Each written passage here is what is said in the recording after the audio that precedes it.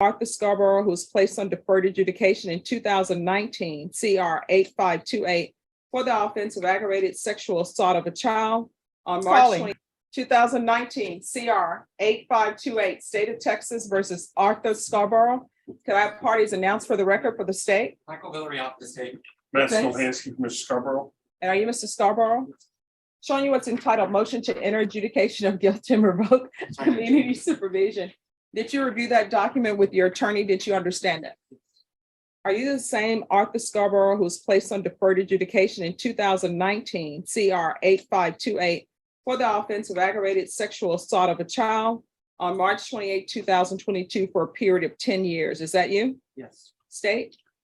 Violated conviction number 13B on or about the 24th day of August 2022 in Bexar County, Texas. The defendant, Arthur Etoku Scarborough, defendant there failed to comply with the instructions of the Bexar County Community Supervision and Corrections Department Sex Offender Program, and that the defendant failed to comply with the instructions of Lone Star Offender Treatment Program, his court order sex offender treatment program, and that the defendant was suspended from sex offender treatment for failing to admit responsibility for his offense in violation of condition number 13.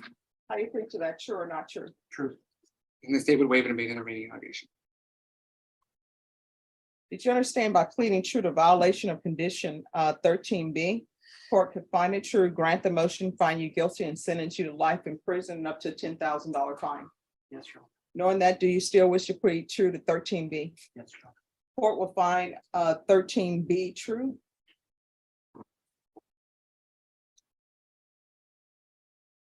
Is there an agreement? There is not, Your Honor.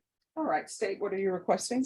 So this is a case where I think Mr. Stolhansky would like to present first potentially, because it really are part of our argument is going to depend on the potentially new willingness to admit certain culpabilities. And so,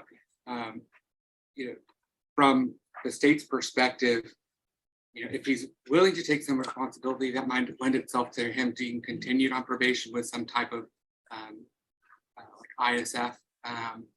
But if he's not, then the issue becomes for us is what do we do with this person who is not willing to be rehabilitated and cannot be in our community without being rehabilitated. I don't believe ISS will accept him. Probation, the sex offender, the SOMU that was the original recommendation. So I think they would based on that, but the court is much more knowledgeable on those aspects. Well, I mean, we're all open to learning things. Probation, if you can look into that. And defense, do you have a witness to call? Yes, Your Honor, I do. I would call Mr. Scarborough. All right, can you raise your right hand for me, please? Do you solemnly swear or affirm the testimony you give will be the truth and nothing but the truth, so help you God? I do. All right, you can lower your hand, state your name for the record. All right, you're gonna need to speak up. Arthur Scarborough. All right, defense. Hold on. Is the microphone here was better if I put it here? No, just everyone just speak up. Mr. Scarborough, you understand why you're here? Yes. Okay. And the at the the polygraph, they said that you denied liability or culpability. Is that correct? Yes. So did you ever deny that this thing happened? No. Okay. And tell the court what you're thinking was. At the time, I didn't want to believe that it happened. But I accept 100% responsibility, not partial responsibility. I accept 100% responsibility. And so it was about who instigated the start of this, because when you took your polygraph, you said that she was as much of an aggressor as you were. That's not true. That's not true. And that you were I was the instigated. aggressor, and I accept responsibility. And that was the reason that he was expelled from the program. State, do you have any questions? So I just want to make sure that I'm clear and I'm understanding is that you reported initially to your sex offender provider that this was unwanted and not provoked or initiated by you. Do you remember telling her? I You did say that. yes. And Are you telling this court now that that statement is not true? That's not, Okay, that you did, that this was wanted and that it was provoked by you? Right. Okay. I've had a lot of time to think it over, especially while I was incarcerated for 61 days, and then I'm on house arrest for the 35 days. And I realized that I am the one that's at fault. Okay. Do you remember having a conversation with your sex offender provider, Ms. Vicki Elliott, and her giving you that opportunity to say the truth? Yes, and at that time, I didn't want to believe that that was the truth. And isn't it true that when she confronted with you about this and letting you know that you'd be exited from the program and that you would potentially have an MTR, that you still at that point decided that you weren't willing to take responsibility? I did take responsibility, and I told her at that time that I accept 100% responsibility. But I still stuck to the story that I wasn't 100% at fault as the aggressor. But I realized after thinking it over for so much time that I'm 100%. Okay. But you also, I accept the responsibility, and I wish to continue the truth. and you understand there's a distinction between, it's not really taking responsibility to say that a child provoked this, right? That's not really taking responsibility. You understand that? So when you said initially you took responsibility, that's not really taking responsibility. When I talked to the counselor after I felt the polygraph test. I'm sorry. I can't hear you. When I talked to the counselor after I failed the polygraph test, I did take 100% responsibility. Okay. But for her, that wasn't a good enough answer. So you're still, you saying that it happened, but that the child provoked it and that it was No. unwanted is taking No. 100% responsibility. No, that's not. Okay. I accept 100% responsibility. The child did not. I'll pass by this. Any other questions? Pardon? Any other questions? I just want the court to know, tell the court about your health issues that we're dealing with. My health issues, I have a terminal illness called cystic fibrosis that affects my lungs, mainly my digestive system and sinuses. I have chronic sinusitis. Which is why you're wearing the mask. Yes, I can't be around. I'm real leery of germs.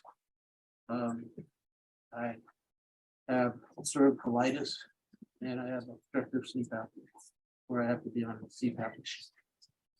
All of those things that I didn't get the proper medications and things like that when I was incarcerated. And I don't want to go through that again. And other than that one violation, you're behind a little in the money because you didn't pay while you While I were, was incarcerated. Yes. but other than that, there are no new offenses. No new offenses. And that you are the transportation for your mother, Yes. and your mother goes to the doctor, hospital, at least once a week. A couple times a month, to the pharmacy as well, to the, I think, for grocery shopping. She's gonna be 88 years old in a couple months. I'm the primary caregiver, which I've not been able to do for the last 95 days, since I was locked up and in a house. And she lives on your street She lives 100 yards from me, but I can't go and see her because of the monitor. because of the monitor, well, house arrest. And I'm the one who takes care of her. My sister has had to take off work and suffer financial loss because of that. All right, anything else? One further question. Judge. Yes. Did you have cystic fibrosis when you committed this offense? Yes, I was born with just Okay. the genetic terminal illness.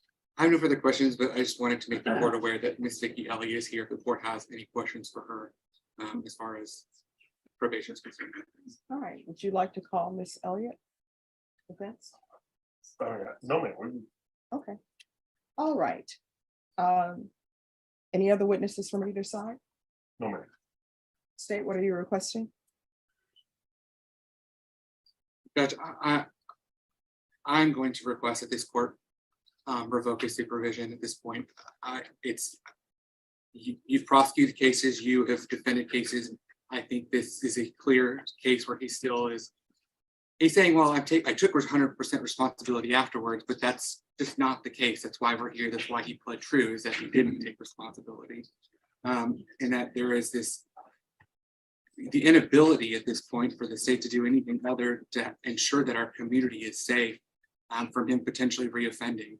And that would be the place in a corrections department so that he can't have access to children.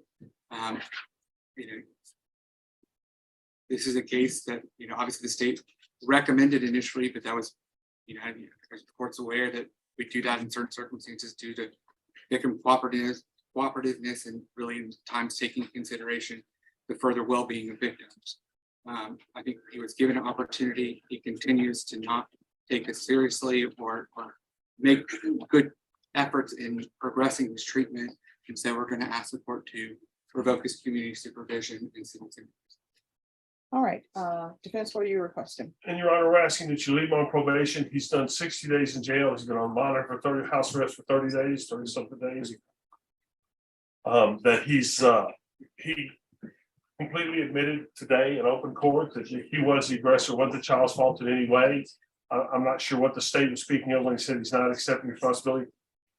He's telling you that he did it, and he admits he did it, and it was his fault. And, you know, he had time to think about it in jail, and you know, that this is 100% responsible for this, and it was his fault. I would ask you to leave him on probation. He's committed no other offenses. You know, he's been a pretty good, other than this one thing, pretty good probation. All right, is there anything else for me to decide? Nothing further to say. All right, the court is going to grant the motion, find you guilty, sentence you to 10 years in prison, give you credit for any time served, chapter 62 registration, no contact with the complainants, showing you what's entitled trial court certification of defendants' rights to appeal. You do have a limited right to appeal, and that is as it relates to the allegation in the motion, not the fact that you were on probation. Because this is a felony conviction, you're not allowed to own or possess any weapons or ammunition. If you have a question over what a weapon or ammunition is, you'll need to speak to an attorney. Good luck to you.